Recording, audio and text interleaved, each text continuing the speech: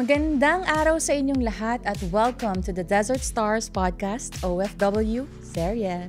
I'm your host Lee and we are so excited to have you join us in our very first episode. Today we're kicking things off with a truly inspiring guest. He's someone who's been a dedicated leader and advocate for the OFW community for over 4 decades. A well-respected voice in the OFW community, and a proud advocate for financial literacy. Once a regular employee in the Middle East, he made bold moves by trading on the New York Stock Exchange and Nasdaq, Forex, and investing in equity mutual funds and bank products, while also becoming one of the early believers in cryptocurrency, not out of luck, but through relentless research and faith in his vision. He didn't just aim to earn, he aimed to grow, to learn, and to share. In this episode, we sit down with Mr. Benny Tadili. Today, he's inspiring thousands of OFWs to move beyond survival and start building financial freedom. If you are ever in a stuck situation, or if you're afraid to take the next step or unsure about where you're going to start, this episode is for you. Kasi kung kinaya niya, kaya mo rin. So, Tito Benny, welcome. Welcome to the show. How are you feeling? Hi, Leslie. Thank you so much, and thank you, Desert Stars. I really feel I'm really very excited to be part of this pilot podcast, and I just hope na makapag-value ako sa podcast at sa international community, sabihin na natin, ng mga expat workers. Yes, for sure. And we are truly honored that you have enlightened us to join in this podcast. You know, when Stringbird came to me and they asked me to cite in a guest who can be an inspiring model for all of the OFWs out there, you were the first who came into my mind. Like I said, because me and Tito Benny, we go way back. Because of my husband, they're working in the same company. But aside from that, he was also one of our mentors, especially when it comes to financial literacy, right? He's given us so much advice, not just in finances, but also in health also, right? Yeah. Because I think... And also empowerment. Yeah, and empowerment, also, yes. Yeah. Okay, so Tito, let's start. Paano kayo nagsimula? Paano kayo nagsimula maging OFW? Maraming salamat sa introduction. And I just hope na karapat-dapat ako sa wonderful introduction. Thank you.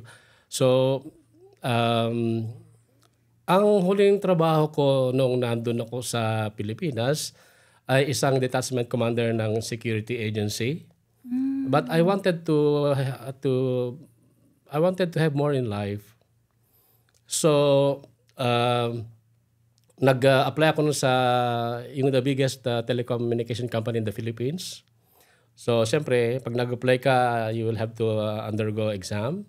And sa exam na yun, nakasama ako sa first priority, meaning I passed the exam. Wow. Okay, so I was just waiting for the call. Hindi dumating. So, isang friend ko is, sabi niya, why don't you try applying at NFA? So, nag-try din ako and na kasama din ako sa first priority, but I was never get called. So, sabi ko, parang, I don't know, until when shall I wait? Yes. Until God knows when. Yes, because imagine there were 2 top of the line companies in the Philippines and still you're waiting, right? Yes. So, ang naisip ko is, the only hope for me to make it in life is go abroad. Yeah. So, and then, siyempre, nag-apply ako hanggang sa matanggap ako. Of course, ang ano ko doon is parang hindi ko pagkakatanggap sa aking mga in-applyan is there are blessings in disguise. Kasi nung once I step foot on foreign land, para bagang lahat na ng mga bagay na mabubuting bagay na dumating sa akin, na para bagang yun parang isang destiny na para sa akin. Like it So was I really meant am to be for you, right? so grateful kahit noon pa. Actually, kahit nung the very first day na nakarating kami sa kampo, that was the King Fahd International Airport project then in Dammam. We are doing the groundworks of the airport. At that time, 1984. But would you believe na, excuse me, would you believe na narinig ko sa ako ng pagkakataon that same night na Southeization na. Okay. Yeah, so So sabi ko, Southeization was Southeization. already imminent before. Yes, hindi ako makapaniwala. Samantalang we still can consider those years are still the very last edge of what we call the golden years of Saudi Arabia. I was 26 years old then. Doon sa edad ko na yon, nagkaroon ako, I think I don't know if it's inherent sa akin, pero naisip ko na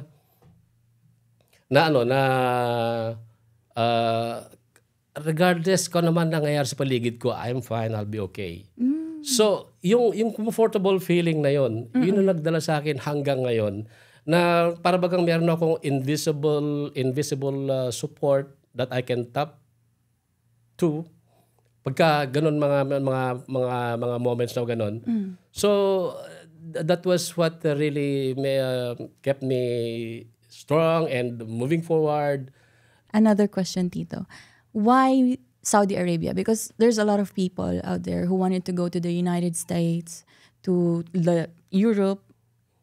Did you aim for Middle East or it was just a coincidence? No, actually it was the very first thought that I had in mind na I'll try Saudi Arabia kasi karamihan puro Saudi Arabia, kahit sa puro Saudi Arabia ang destinasyon Ang open. Bibihira lang yung mga US, bibihira lang yung mga sa Europe. So that was the time when Saudi Arabia was booming. Yeah. Okay. So at saka yung construction boom noon that time. So I'm grateful na kasama ko sa very first ever na the batch of 4 people to be working in an office. Para sa akin is hindi sapat yung employment sa Pilipinas compared sa kung ano ang magiging compensation mo sa abroad. Yes. Particularly Saudi Arabia. Oo. Tama. I think that is one of the main reasons why other people who are like staying in their country, who decides to go to another country to find work, it's because of the lack of employment, or maybe they're just their destiny is not really there. Correct. Right. I always believe in destiny. Wow. True. Totoo yan. I always believe in that. At alam ko na bawat sa atin meron kanya-kanyang patutunguhan sa buhay. Yes. I also believe that one. Yeah. So Okay, so Tito, what was your biggest challenge? I know you're a very optimistic person. So what was the biggest challenge that you had here in your first year in Saudi Arabia? Well, the typical homesickness ng mga OFW. Did you have a family back then? No, ako'y binatang-binata noon. I was 26 years old. Wow. So since natanong mo ang family, Yes. dito sa Jeddah ko na-meet ang wife ko. Oh, okay. So you came here, you fell in love, and you started a fell in family love. here. I met her. I fell in love, and then of course got married. And then here pinanganak yung 4 na anak ko. Wow. Dito lahat sila pinanganak. All girls. All girls. Wow. Yeah. So ganon. So I consider them blessings. Okay, so Tito, how was your job? How did you feel about your job, your first job? Was it good? Was it in line with what you have studied before? So I started as clerk typist that time. Oh, And okay. then after 1 year, Nalipat ang project namin sa King Khaled International Airport. So, naging secretary ako doon. So sa Ganyan. first job mo, It- how long did you stay in that job? Were you like for 5 years? 1.5 years. Oh, 1.5 years Yeah. lang. And then, kasi yung jobs namin, kinukuha talaga ng mga Saudis na yan. okay. So it was That a early. very popular job. Yung admin ng project management office noon. So nakikita niya ako, isang British. Sabi niya, why don't you try sabi niya pala, I'm going on vacation and we're looking for someone who can manage our project management office while I'm away. So, hindi ko alam kung nakita niya sa akin. Basta sinubukan ko naman. Ako, subok naman ako subok eh. Walang mawawala. Yun naman talaga yung ano dun, Diba? diba? If there's an opportunity, just dive into it, right? Kasi, if it's for you, then it will work out. Meron kasi ako yung go attitude eh. Wow. Sige lang, sige. Kung magkamali, fine. You learn. Yes, true. Diba? And keep it as a for you to be learning better next time. Yes, Ganyan. exactly. So yun, and then eventually bumalik na yung admin assistant na British. Ang ginawa naman nila noon, so saan ako lulugan ngayon? Pinadala nila yung CV ko noon sa King Khaled International Airport, yung Bechtel company. Kasi Bechtel kami that time eh. Bechtel na kami. Bechtel is a huge American construction company constructing international airports Sa dito. kahit saan. Kahit saan. So, pinapunta naman ako doon sa King Khaled Airport. So, na-interview ako. So, naman, natanggap na ako. I think it's worth na i-share ko to kasi sabi ng nag-interview sa akin noon, ang project noon that time na pupuntahan ko is yung yung bang PF-24 control systems sa airport. Yun yung mga naglalagay ng yung mga flight schedules, mga ganyan, mga gates, ganyan. Yung sa airport mismo, the big monitor. Yeah, yun ang project namin. Yung project namin. So, back then, in the airport, wala pang ganun? Meron na, kaya lang existing, ongoing na. So, kumbaga operation maintenance. Okay. Alright. So, during the interview, kasi tinanong ako kasi we deal in databases eh. At that time, database 3 plus pa noon. Wala pa noon yung Excel, wala Old pa school noon. pa, yes. Old school talaga. Those times. At saka ang word processing noon is, software noon is WordStar. Hindi ko hindi ko nakabutan yun. WordStar. So, sabi sa akin tinanong ako ng director doon, do you know DBase 3 Plus? Sabi ko sa kanya, to tell you honestly and frankly, I don't have any knowledge in DBase 3 Plus, but if you will give me the chance, I'll make sure that I will have the knowledge in 2 weeks' time. Nagliwanag ang mukha niya.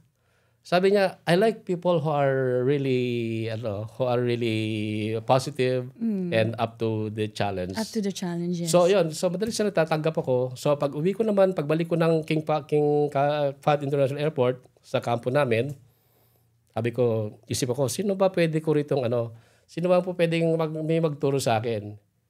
So, sabi ko, i-approach ko nga si Roy. Sabi ko, despite na nagkaroon kami ng disagreement ng mga nakaraan, kasi even though nagkaroon kami ng disagreement, yes. Yung sa kanya ko parang nagkaroon ng feeling of yung comfortable feeling na pwede ko siyang approach at siguro pwede niya akong turuan. So in-approach ko siya sa mess hall. Oh, imagine that. The person you had a disagreement with, that's who you felt comfortable with. Wow. True. Pwede ba akong turuan kasi I needed it. And syempre, humingi ako ng sorry sa kanya yung mga nakaraan namin so sabi ko, gusto ko talaga matutunan. Wala akong ibang maisip kundi ikaw eh. So, sige Dre, sabi niya, so ito gawin natin. Pagkatapos ng ating dinner, balik tayo sa opisina and then doon ko naturuan.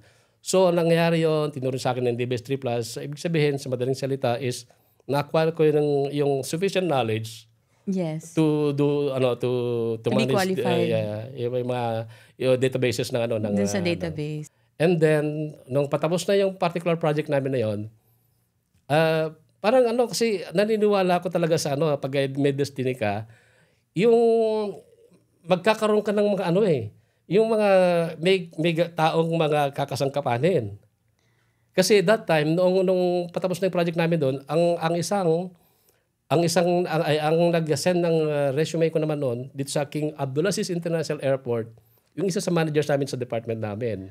Okay. Ayun. Yung ganun. manager nyo ang nag-send ng CV ninyo? Yeah, dun hindi sa ako. Okay. So yung job nyo before, yung sa yung Briton na it was just temporary? Yeah, temporary. Kasi, Then nung bumalik na siya, dahil wala na kayong pag-aanuhan, nilipat kayo ng manager nyo dun sa yeah. Ganon. Yung tanong mo? Okay, Tito. So, how many jobs did you undergo bago ka mapunta sa current job mo ngayon? Okay. First, sa King Fahd International Airport, and then King Khaled International Airport, Okay. and then King Abdulaziz International Airport, Puro making. and then napunta ko sa Presidency of Civil Aviation. Okay. King Reza Tayran Madani. Presidency of Civil Aviation. Okay, so doon naman, so actually magandang oras na doon kasi government eh. Hanggang 2:30 lang yun ng hapon ang pasok namin. So, syempre, naging Saudization ulit. So, nalipat po uli kayo? Oo, pero at that time is ginagawa ko na nagagawa ko na ng Forever Living Products kasi. Forever Living Products? Yeah. Parang narinig ko na yun. Ngayon, it's a huge MLM company rin at that time. Is it the same like Herbalife or? Yes, Herbalife, okay. Amway, mga ganyan. Alright, okay. So it was very popular in the Philippines. At that time, it was popular. It was so popular. Ang dami naging millionaire dyan sa Pilipinas. Really? And here in Jeddah, ako yung na-top nila na parang one-man army. Na ako ang bala sa lahat magtayo ng product center dito. Ako lahat bahala mag-source out ng mga kinakailangan. So kayo ang nag-manage for the Middle East sector? Not the Middle East, but the Western region. Western region. Okay. Yeah. So kayo po yung inatasan na mag-manage doon? Yeah. So I was then finance and operations manager that time. Ganyan. And then how was it? How was working there? It was great because I love the products, and at that time I love the idea of MLM kasi nga leveraging yan. So there was a time in the Philippines where MLM was booming, right? Yeah. Yeah. And hopefully hanggang ngayon sana tingnan natin. Ngayon kasi marami na po Marami hindi lang na, hindi lang na. basta MLM. Exactly. So nung nandun ako sa FLP, alam ko yung responsibilities. So sometimes kasi ang managing director namin is from Dubai Dubai based. Okay. Yeah, sa ang Dubai pa. Managing director Malayo, namin. oo. Yeah, so sometimes I would receive calls even at 2:00 in the morning. Wow. Pero It's like ako, a hindi ko 24/7 job. sinasagot ko naman syempre kasi it's a responsibility.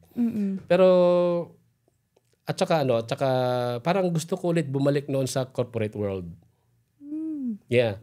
So then So you missed yung corporate. So there was a time nung natanggal po kayo dun sa ibang job niyo, nag-focus lang kayo sa Forever Living. Yes, kasi Tapos, booming dito sa Jeddah noon. Sa Saudi Arabia, particularly sa Jeddah and Riyadh, halos lahat makita mong Pilipino, ibang lahi, mga Egyptians, mga Somalis, mga Sudanese, ganyan. Maraming Indians, Saudis even. May mga downlines ako ng mga Saudis that time. Wow. So talagang nag-boom siya dito sa atin. Nag-boom siya talaga. So during that time, wala po kayong company work, hindi kayo regular employee. Talagang nag-focus lang kayo dun sa job. Because I was then the operations and the finance manager then. Okay. So balik tayo dun sa in na-miss itself nyo. is a job. Na-miss nyo na yung work job nyo, yung sa na-miss ko company. kasi How was it? I don't want someone to be calling me at 2:00 in the morning because pero of course Work-life balance. of course Yes. of course I don't have any misgivings. At naman yung boss ko naman napakabait. Oh, okay. Napakabait. Kaya lang para sa akin personally, I would love yung ganun na parang sinabi mo nga work-life balance. Yes. So nag-apply ako ng sa NCB. NCB. Saudi National Bank. Mm. So, natanggap ako doon. So, nagsimula ako ng 2008 Yes. hanggang 2014. Mm. I just heard na-overheard ko lang na they're trying to kick out Okay. So it was starting expats again. who are 50 years old and above. Above 50 na ako doon. Hindi ko nanintay na sabihan ako. Oo. So, inunahan ko kasi tama-tama naman kasi yung isang manager namin sa department namin, sabi niya is, Benny, may naghahanap sa bupa ng katulad mo, katulad ng position mo. Try it. Sabi niya ganyan, wala mo mawawala sa'yo. After all, you're working in a bank. Ganyan.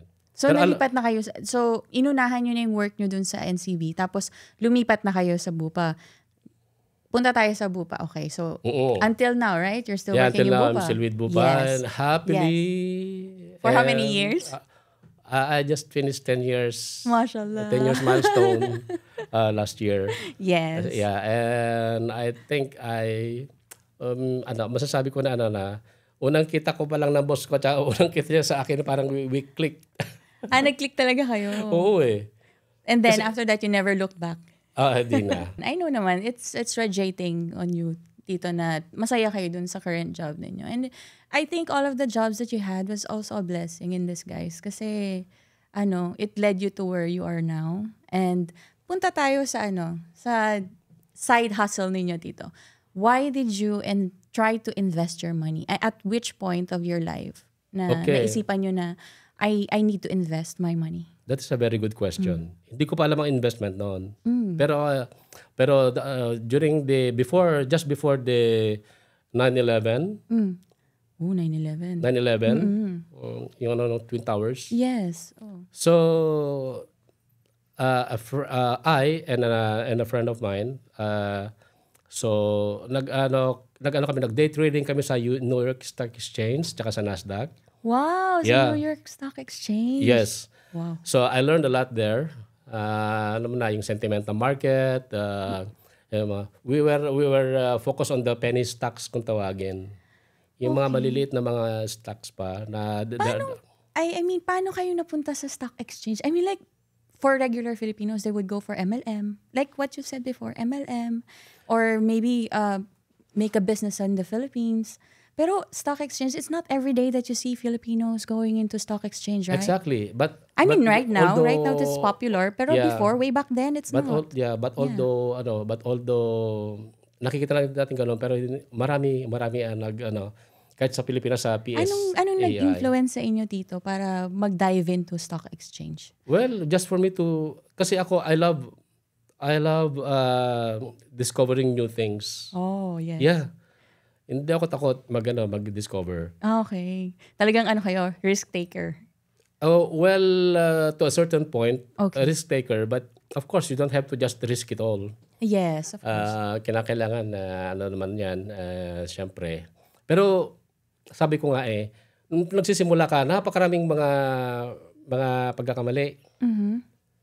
So, syempre, yung mga pagkakamali ng mga nakaraan is, yung syempre, marami ng, kumbaga, those are lessons that lessons acquired hanggang sa maging sabi ka na gito ganyan. Paano nyo na-discover to? True, lang kasi I really love researching okay. So one time it just went to you. Yeah, I love or reading. nakita nyo lang, tapos hindi na discuss nawala sa isip nyo. Talagang I discuss it with a friend. Oh, wow. So yung ang tanong mo ulit paano ko napunta sa investing? Yes. That was I think 2003. 2003. Nagising na lang ako isang umaga. Sabi ko, wait, teka muna. Bakit ting katapusan ng buwan, laging walang natitira sa sweldo namin. Oh wow. It's hard. Parehas kami nag-work na Mrs. ko that time. Yes. Yeah. And nasa King Faisal Specialist Hospital siya. And ako that time nasa civil aviation ako So sabi ko kapag samahin yung sweldo namin, okay naman Pero bakit at each end of Of the month. Every month. Yes. Laging zero kami. Sabi ko, hindi po I pwede think ito. marami makaka-relate sa inyo niyan, Tito. Kaya nga. Kasi parang marami yung, lalo na sa Pilipinas ngayon, Yeah. end-to-end living lang, di ba? Yeah, so... Paycheck to paycheck. Kaya nga. Yes. So there must be something wrong. So, something should be corrected. So sabi ko, hindi po pwede ito. Kasi kung siguro kung binata ako, okay pa. Pero ngayon may pamilya na ako, may mga anak na ako, hindi po pwede. Hindi I think one of the factors also is having a family, right? Having a family, kinakailangan maging mas lalong responsible ang isang ama ng tahanan. Totoo. You have to look, Yeah. to think 2 steps ahead, right? Yeah, you don't have to rely on your wife or... Although some, iba naman, di ko naman siya pero ang sa akin kasi is parang I put all the responsibilities on my shoulders. Yes. Ayan. Being the head of the family. Yeah. So yan, hanap-hanap sabi ko. Pero at that time, nagbabasa na ako ng libro ron. At that time, ang binabasa ko is Think and Grow Rich ni Napoleon Hill. Okay. Which is, ang sabi niya na nagkaroon ka ng desire. Kung You ano have the gusto mo, desire, yes. And once that desire is strong enough, the universe will conspire to give you whatever you want. The universe will follow, yes. Yeah, to give you whatever you want. So, sabi ko, paano ang gagawin ko? Hindi ko alam. Gusto kong makaalis sa ganitong sitwasyon ko, pero hindi ko alam ang gagawin ko. I don't know. How do you start? Hindi ko alam. Yes. So, yung kasagutan napunta sa isang TV program, yung segment ni Cesc Drilo na People. Okay, so... Hindi ko ata maalala yun. Bata ka pa. Pero very popular din yun. Okay. Yung People na yun ni Cesc okay. Drilon. Popular siya. So, ang episode title was Tatlong Mukha ng Pera. Sabi ko, tinan ko nga to. So, yung isa dun sa mga guests is isang kilala na personal finance author and financial advisor. Okay? So, sabi niya, kung bakit ang mga Pilipino ay maraming naghihirap pa rin, kasi ito ang maling ginagawa nila, mali ang formula nila. Pagkatanggap ng sweldo, gastos kagad. Gusto mo mag-save? Kung ano matira. Yeah. Kadalasan walang matira. Okay. So sabi ko, ito yung nangyayari sa akin. Ito yung nangyayari sa akin. So, and then sabi niya, ito ang tamang formula. Earnings equals savings minus expenses. Sabi ko, okay. So, sabi baliktad pala siya. Sabi ko, ito yung kaalaman kailangan ko. Ito na yun. Yes, because initially, it was pagkasweldo, salary equals expenses and then savings, right? Nangyayari wala. Baliktad pala dapat. Baliktad dapat. Pagkatanggap mo ng sweldo mo or ano mang kinikita mo, magtabi ka agad para savings mo walang galawan. Okay, so ang number 1 priority should be savings. Yeah. Okay. Yeah. So, ganun nga nangyari. Sabi ko, I'm sure maraming makaka-relate sa akin kasi hindi naman ako nasa ganitong mga predicament. So, ganun. So, ni-research ko yung pangalan niya. At that time, November 2003, magkakaroon siya ng seminar, one-day seminar sa Mega Mall. Sa Philippines? Sa Philippines. Okay. And you know what I did? At that time, I was don't tell me. Don't tell me. Umuwi ka?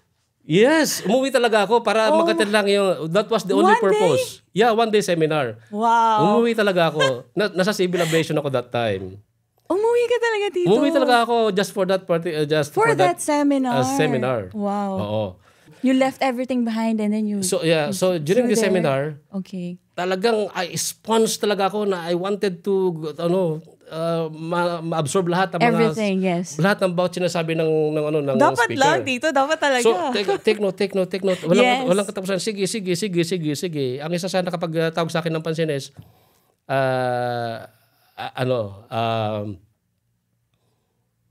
we were programmed to work for money. So, iba pang natutunan ko is, may hangganan ang pagkita. There's an end. May hanggan ng pagkita, Yes. pero walang hanggan ng paggastos. Totoo yan. Oo. That's true. I agree with you. Yeah, ganon. So with my with the notes that I did, nag-create ako ng presentation material. And then so unti-unti ko na sinashare sa kung saan kahit sa school noon may tinatawag na Mothers Club. Yung kung saan nag-aaral yung mga anak ko noon, I think it was Sunrise International School. So may mga mothers doon kasi is inihatid yung mga anak, nag-stay sila hanggang hapon, hanggang sa pag-uwi ng mga anak.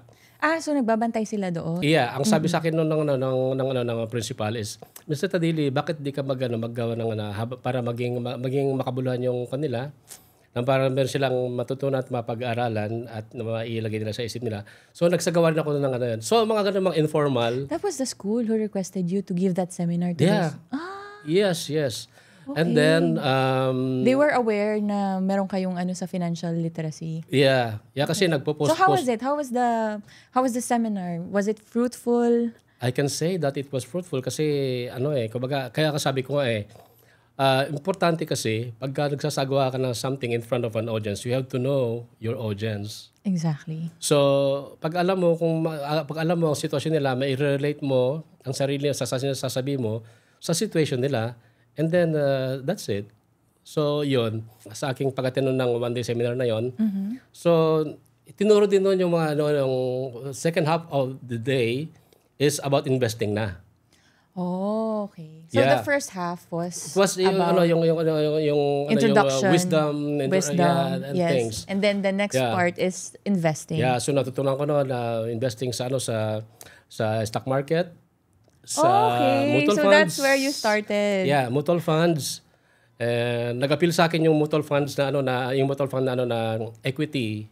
Okay. Equity kasi mas higher ang risk. But the thing is, the higher the risk, the higher the reward. So, nag-appeal sa akin yon. So, nag-invest ako noon doon sa equity kasi yun ang medyo risky na klase na mutual fund. Were you ready to take the risk at that time or you just took a leap of faith? Nasabi ko kanina na risk taker ako but to a certain extent. To a certain extent, yes. Pagka mamalis ko, bakit hindi? Kasi what will I do? Kasi lahat naman ng bagong bagay na hindi ko alam I may be taking risks unknowingly. So, kinakailangan talagang malaman ko. Ganyan. So, it's like knowing things and empowering myself in order for me to do what's necessary. So, you really felt it at that time na I really this felt is the moment that I should start investing. Kasi like what you've said before, Tito, there is a time na yun nga you feel ready, pero it's not the same case for everybody because maybe attend ka ng seminar, maraming a-attend ng seminar pero hindi lahat magi-invest. Exactly. Of course I understand that, but for me is even if at that time na they listen to the seminar and then they're not ready yet, but I do believe in the power of planting seeds. Yes. So hindi man nila magawa yon, pero at the back of their mind, kailangan okay narinig ko. Ano kaya dapat kong gawin? Ano kaya sisimulan ko? Ano kaya what? Yes, I agree with you with that. Kasi sometimes talaga it leaves something in your head. Correct. Na really if you agree with that with what you have learned, hindi yan mawawala sa iyo Correct. Iisipin mo siya. Hindi ka mag-invest, pero you will think of it every single time. Exactly. That is already and if you keep thinking about a particular thing, that the working of the law of attraction is already I think it's working. Yeah. Yes. So yan kasi nangyari sa akin yan. Hindi ko pa alam noon ang law of attraction. Kasi once na mailagay mo na sa isip mo investing, alam mo marami kang makikita. Yung mga hindi mo napapansin dati, napapansin mo na ngayon. Because you are aware. Yeah. Yes, you start to be you are aware aware of what what you really wanted. Yes, that's true. So, yun na nga yung yung sa nakikita ko na yung mga bank products, double your money in 5 years. And then yung sa equity mutual fund, nagdoble rin ang pera ko doon after siguro 2003, 2004, mga 5 years din. Sabi ko, we're doing great. So yung aking money nagmultiply kasi hindi ko kinukuha yung so inahin ko rin, i-reinvest ko. So lumaki. So if I'm able to do that, kayang gawin ng kahit na sino. Kasi nag-simula ako, hindi mo nagsimula na malaki. Oo. So ang ginagawa nyo, Tito, mag-i-invest kayo. Tapos kung ano yung maririp nyo doon sa investment ninyo, you just transfer it to another investment. Or reinvest it to itself. Reinvest it to itself. Yeah, reinvest ko ulit. If the business is good, you're gonna reinvest the money again. Okay. If you see another business, you would just use the money from that investment. Because you are on the lookout already for opportunities to But that's nice because you're not touching your salary. Oh, right? Yeah. So you're just using the money you invested. We just touch the salary in the beginning lang. And then yun na so yun na nga yung mga dividends or yung mga interest. So let it just roll and ganyan.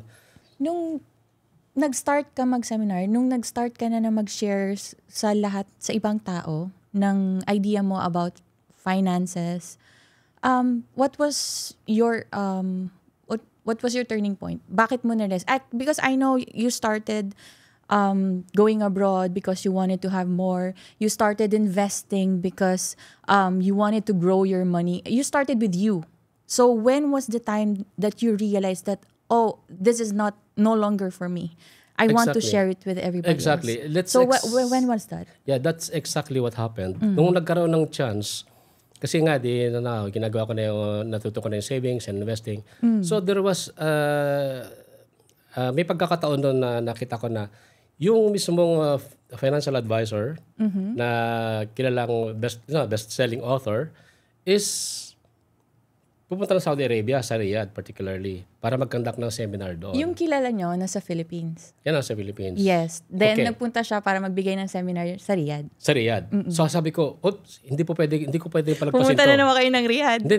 Hindi ko pwedeng palagpasin to. I have to find a way to bring him to Jeddah. Oh, okay. So this time, you're not going there. He's coming here. Kasi hindi na para sa akin. For fellow OFWs na. Okay. So, ang ginawa ko is naghanap ako ng mga sponsors. Hanggang sa makalikom ako Talagang from the kayo sponsors. nag-organize? Yes. Wow. So, para ma-cover yung kanilang plane ticket, food. Yes, and lodging. Accommodation. Yes. Yeah, hotel accommodation. So, nag-ano ko ng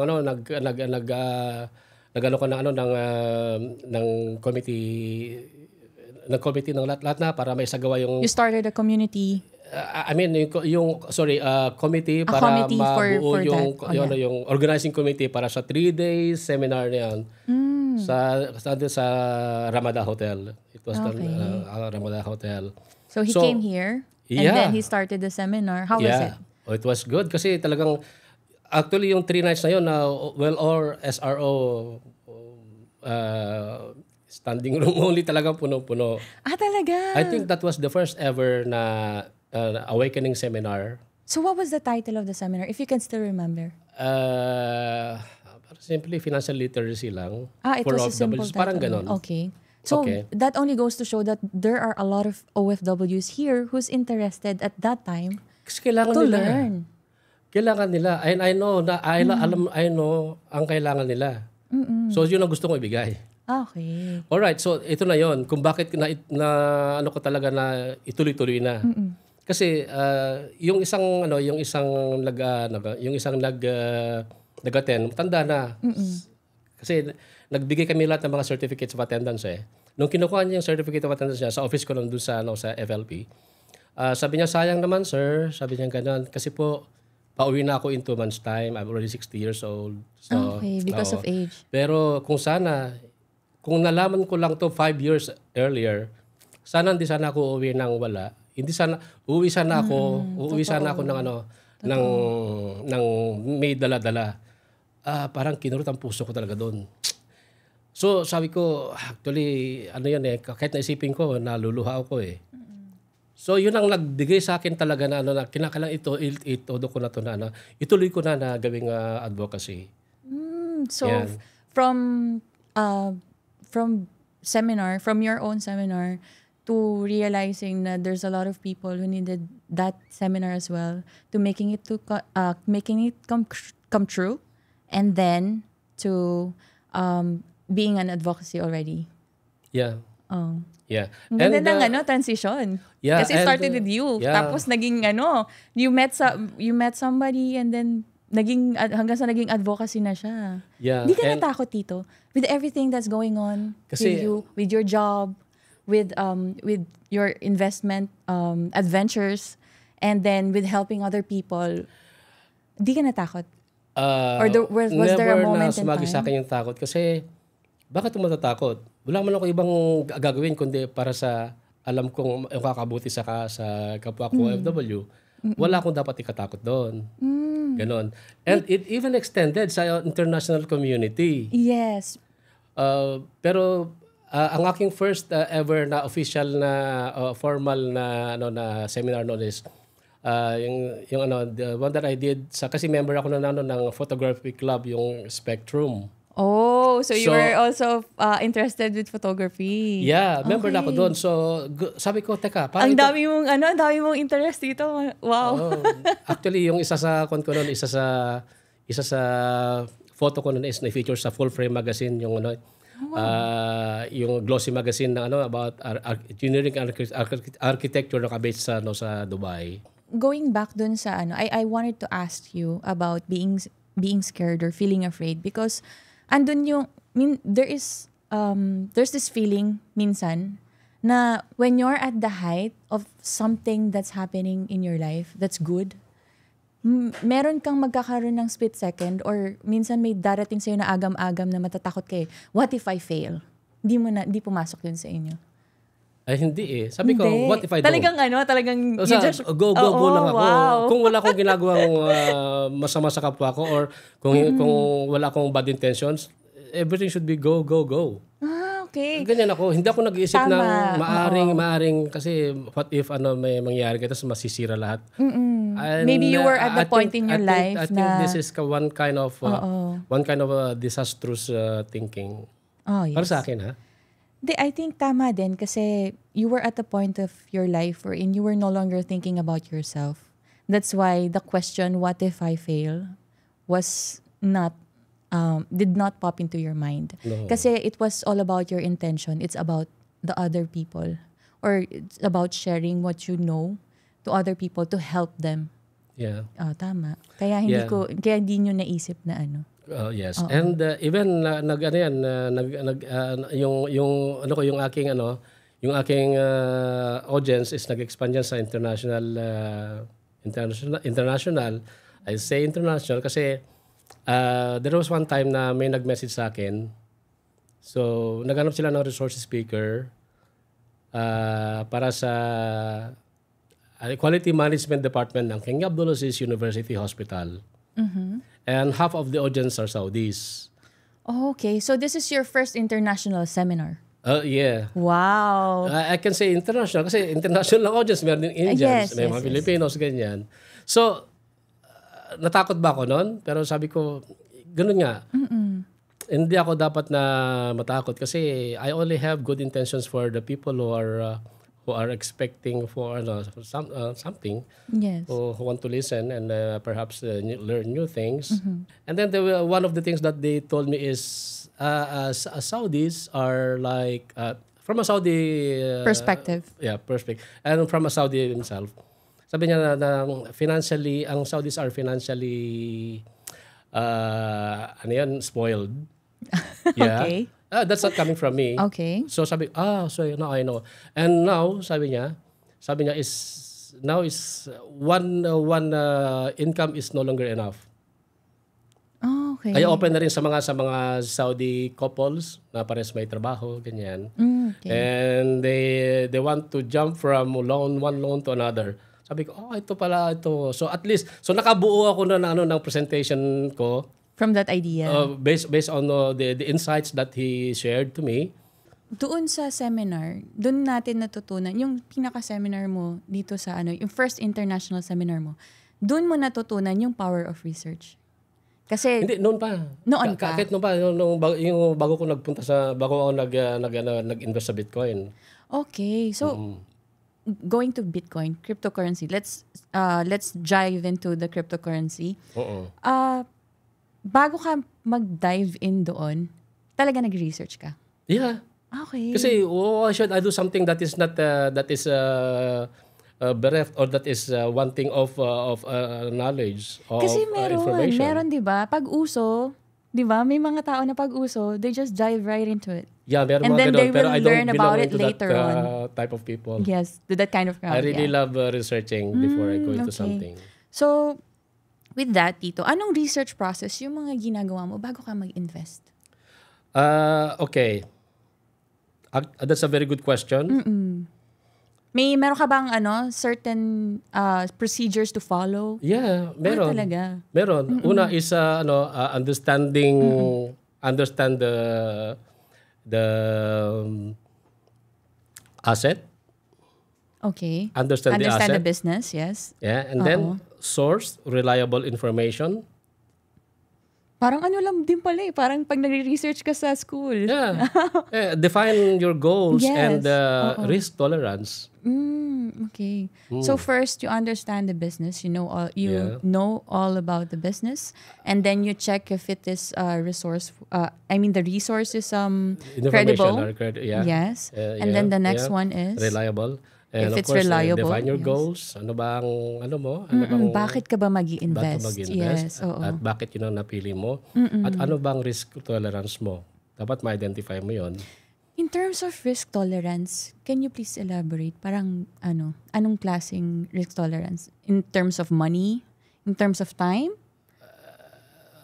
Yes, money, time, and what will happen if ano mangyayari sa'yo? Kasi I remember 2006, the stock market in Saudi Arabia was oversold. Okay. That time, ang mga expatriates, ang bilinan ng stocks noon. Okay. So Oo. maraming bumibili na. Talagang Oo. kilala na yung sa stock market Kahit na before. oversold na ang stock market dahil sa yun na nga nag-boom ng gusto. Bili pa rin ang bili yung mga tao. So I know one doctor sa King Faisal Specialist Hospital na talo siya ng about 4 million reals. Oh, wow. Yeah. So 4 million? yes, reals. Reals? Yes. Kasi nga nag-ride siya sa hype, market sa right? hype. Yeah.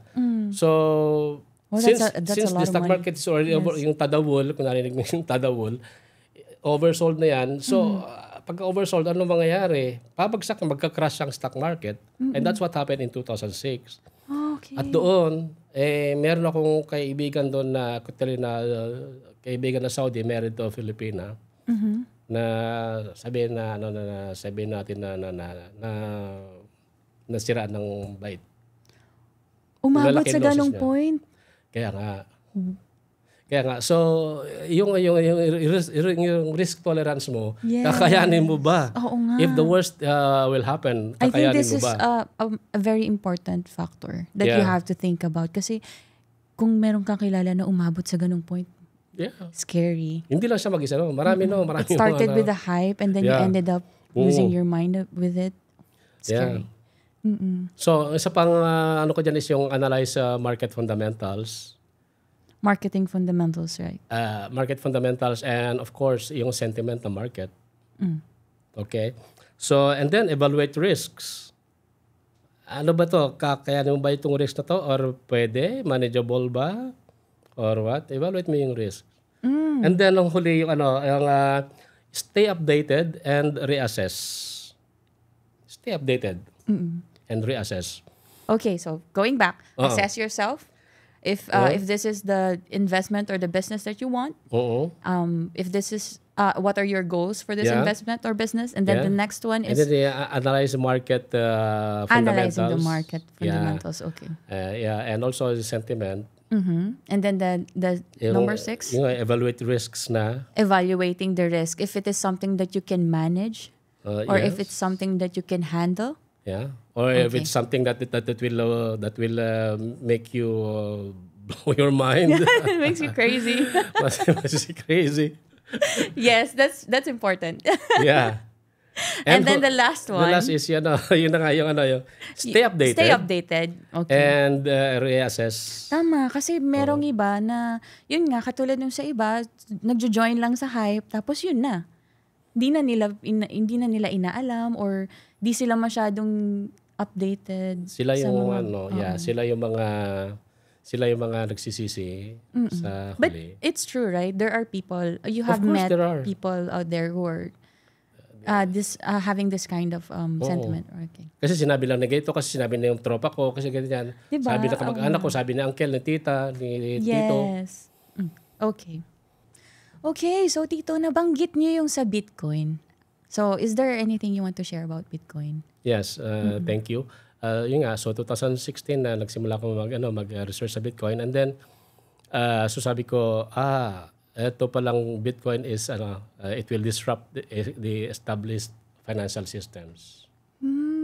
Meron na kayong idea initially when you invested? Wala, talaga nag-research talaga ako. Okay. Google ako noon. And I'm so glad na napakarami pa lang dapat na may Google about Bitcoin. So that's one. Tapos nakikita ko na malayo ang kapupuntahan nito. Imagine Bitcoin nagsimula lang yan na wala pang 1 cent. 0.008 cent lang. Wow.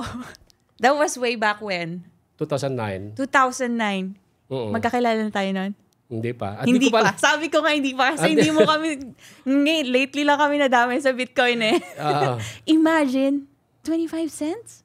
No, 0.008. Wala pang 1 cent. Wow. Tas now, the Bitcoin, how much is the Bitcoin siguro, right now? Bitcoin is nasa $94,000, $93,000. You see the jump? Oo. And then people say, Dre, huwag ka nang bumili ng Bitcoin, mahal na ngayon, mataas na. And they have been saying that from $100 and then naging $500, huwag ka nang bumili, mataas na. And then nagpunta sa $1,000. Doon ako nakabili pala noong 2017 when it was $1,000. So, okay, you started with your first Bitcoin account. How much was the Bitcoin that you bought? $1,000. $1,000 dollars. Okay, so it's not with the 8.0008. No. Okay. Tumas na. So you just initially it started with 0.008. Yes, Tapos nung nag-jive in ka na sa Bitcoin, you bought it at 1,000. Yes. Okay. Yeah. And then so yung mga tropahan ko naman kasi nagbilihan kami. Noong pero nalaman ko na nung 3 times na yung kanilang yung value ng Bitcoin nila, ipinag-convert na nila back to dollars. Oh, so kinash out na nila. Yeah. Okay. So ako kasi nga talagang nagre-research talaga ako. Sabi ko malayo pupunta na to, hindi lang to ganyan. Pero nag-set ako ng target. Okay. Na sabi ko once umabot to ng $20,000, doon ako mag-convert. The time that you set the target of $20,000, nasaan na yung mo nun? Was kasi almost $1,000 ang bili ko eh. I mean, at that time, nung nag-set ka na ng bar, was it attainable at that time? Parang malapit na mag-20? Parang iniintay mo na lang? I cannot say, pero I was confident.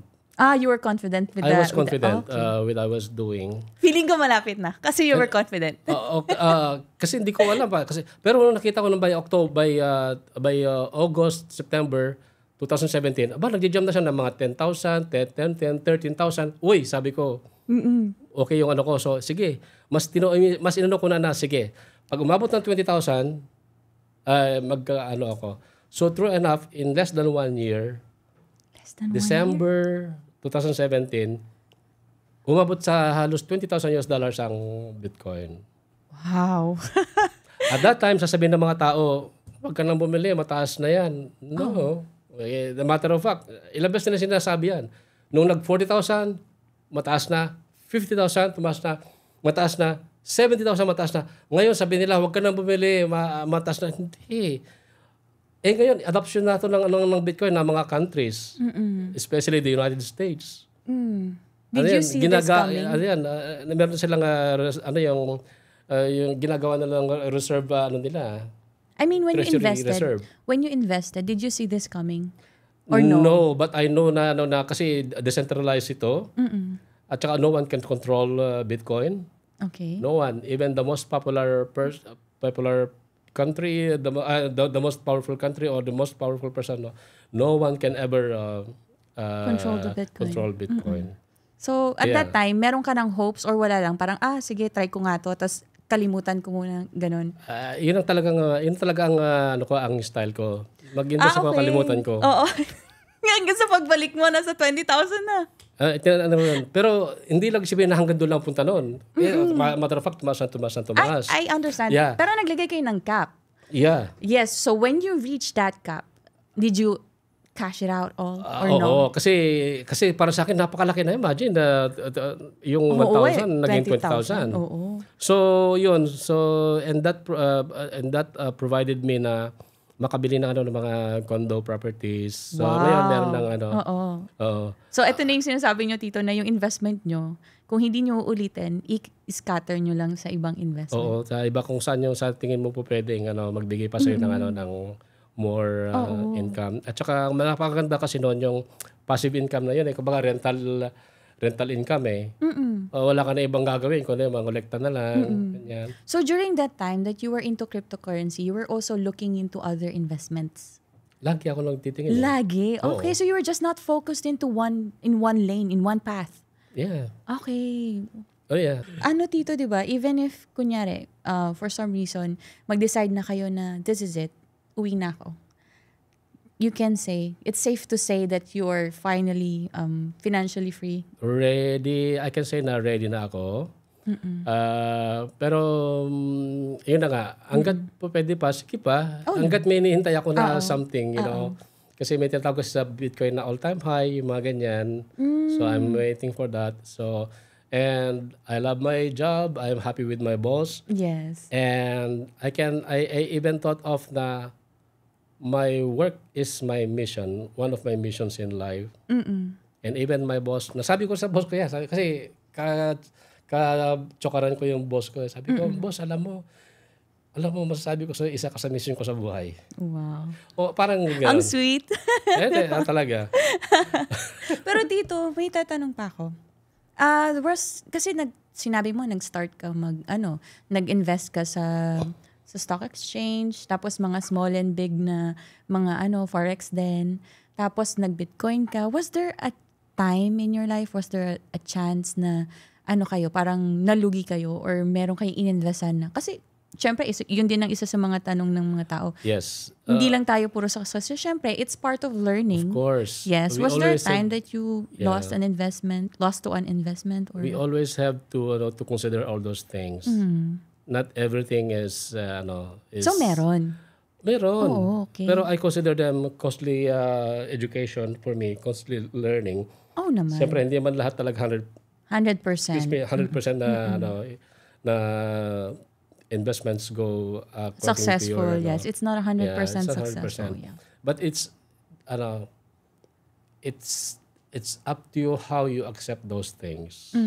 Ganyan. To protect your sanity. Ganyan. So, ayun. Pero those are I consider them learning lessons for me. Tito Benny, di naman po lahat successful ng investment ninyo. So, syempre, there might be one or two investments that you lost. So, meron ba?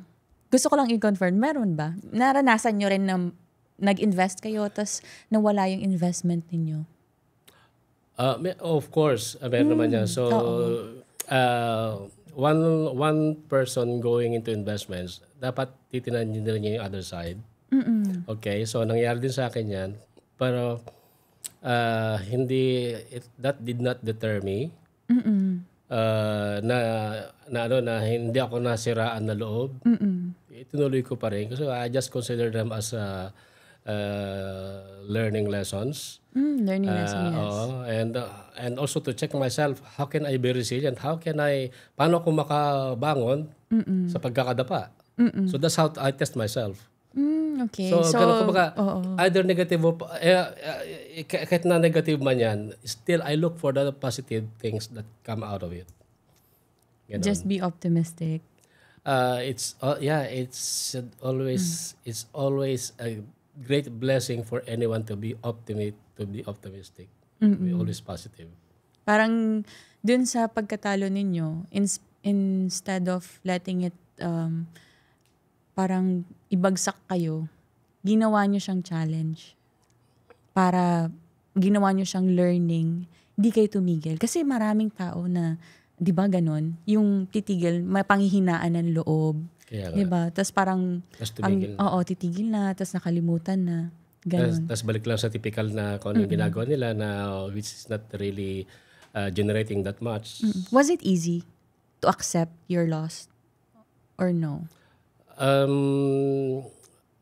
Pwede kong depending sa aking attitude eh. Pwede kong tanggapin na not easy, pwede ko rin tanggapin easy. So it all depends on your attitude towards things. Sa So ganun ako. But for you, di nyo na lang tinignan na mabigat siya. Parang inano nyo na lang na I'll be positive on this. I will not dwell on it. Yeah, kasi one stumbling block should not deter you from proceeding further True. to the to your journey, to the road ahead. Is anong biggest lesson mo sa buong journey? Sa buong journey ko as an OFW and kasi meron kasi akong yung in all humility, gusto ko talaga na makapag na ma-empower ang mga OFWs to take to have educated decisions para sa kanilang anong tatahakin nila. So ang kabuuan ng aking natutunan is bilang OFW sa financial aspect of life. Money may not be the most important thing, but money affects every important aspect of your life and that of your loved ones. I like that. Kaya nga tayo It's true. kaya nga tayo nagpunta, kaya ka nagpakalayo-layo sa abroad para kaya sa akin ang pinakamatinding lesson sa akin is habang nasa abroad ka, kumikita ka. And it is also the one of the closing slides of my seminars na yung word na easy, EASY, easy. So para mas madaling matandaan ng mga OFWs, so I coined it easy din pero EASI. So Okay, so yung huli lang po yung letter na pinagdala. instead of ECY, ECI. Okay. So EA is earn, Earn, S is save, save, I is invest. I is So invest. yun ang three simple ways to wealth ko. Earn, save, invest. 3 principles that you live by. Earn, save, Earn, and save, invest. invest. Last, Tito, what is the legacy that you want to live or to give in our OFW community? Yes, thank you. Ang sa akin is yung bagay na nasimulan, gusto kong marami ang makagawa nun and also to share the knowledge to other people. So in general, sa kabuuan, ang mga OFWs ma-empower sila sa financial aspect of their life. And isa pa na gusto ko ring mabanggit is in my own humble way, gusto kong maiangat ang dignidad ng Pilipino sa abroad. So kaya isa 'yon sa naisip ko na kasi minsan minamalita natin sarili natin. Isa lang akong Pilipino, pwede ba ako doon na magsalita sa in front of an international audience? So yun ang nag-challenge sa akin yun na erase ang dignidad ng Pilipino. So that is one. So kaya I went for it. Be Filipino, be proud. Yes. Yes. Lahat ng OFWs are desert stars shining brightly for their loved ones. Wow, so sweet. Hindi madaling mag-abroad pero mas mahirap kung puro trabaho lang tayo sa buhay. Tulad ng guest natin, ngayon, you can turn your income into impact. Para sa sarili mo, para sa pamilya mo, at para sa kinabukasan mo. Research, risk, and repeat. At darating din ang tagumpay.